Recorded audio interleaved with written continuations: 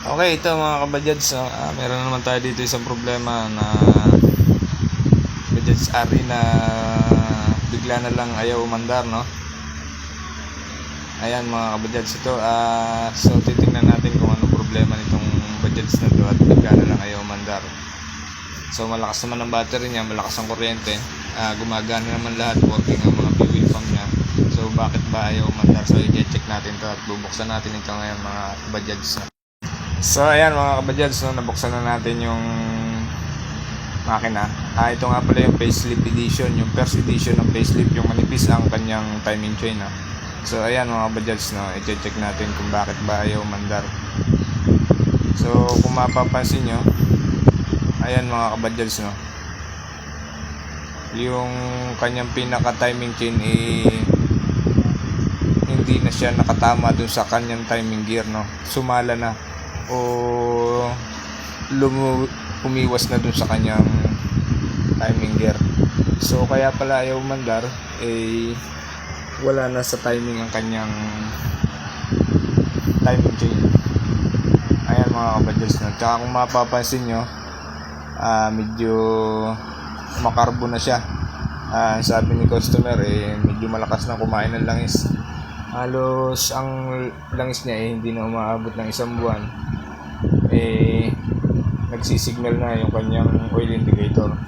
So ito kumakain ng langis, pero ito yung sunog ng spark plug niya, no, okay pa, maganda ang sunog niya, halos brown pa.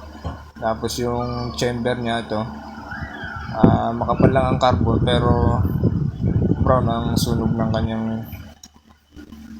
carbon. Tapos itong tambutso naman, so kung mapapansin nyo, ayan mga kabajads, tuyo siya.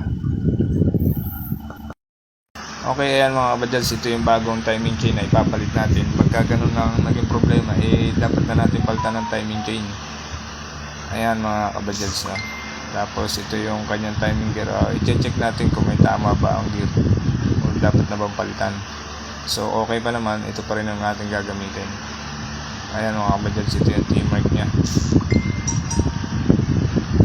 So ayan mga kabajads, na ibabreak na natin yung timing chain na bago. Then itatama na natin doon sa pinaka timing gear nya sa ilalim. So yun nga pala yung kaninang pinakita ko na yung carbon nya, kapag ka ganitong malakas na kumain ng langis, ibig sabihin nito may problema na ang kanyang piston ring o block o valve seal, na. Ayan mga kabajads, ilalagay na natin yung pinaka timing sprocket nya.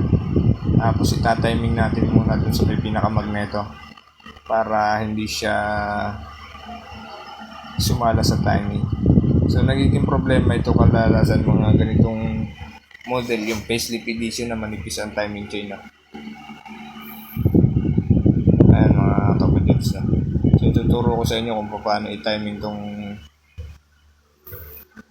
timing sprocket nya at kung aling bang mark ang dapat nating itapat, na. So ayan mga kabajads, nilagay na natin yung pinaka timing sprocket. Isisilipin natin dito sa timing sprocket.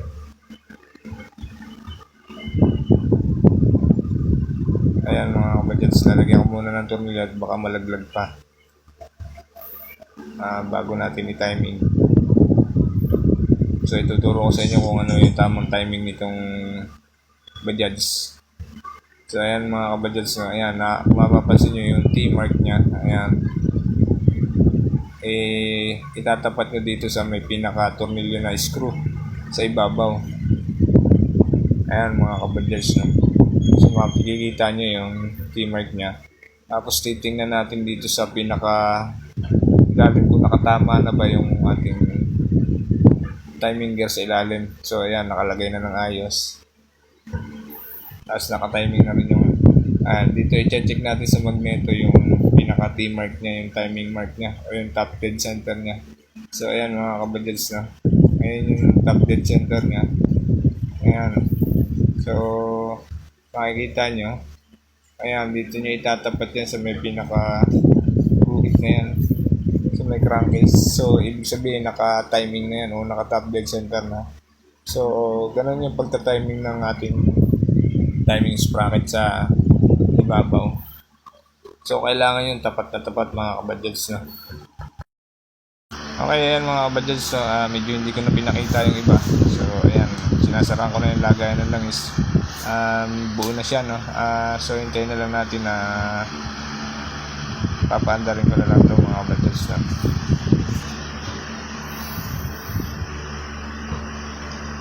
So, ayun nga pala, yung naging issue nito is yung timing chain niya is sumala na ng lagay dun sa pinaka-timing gear niya mga kabadyads.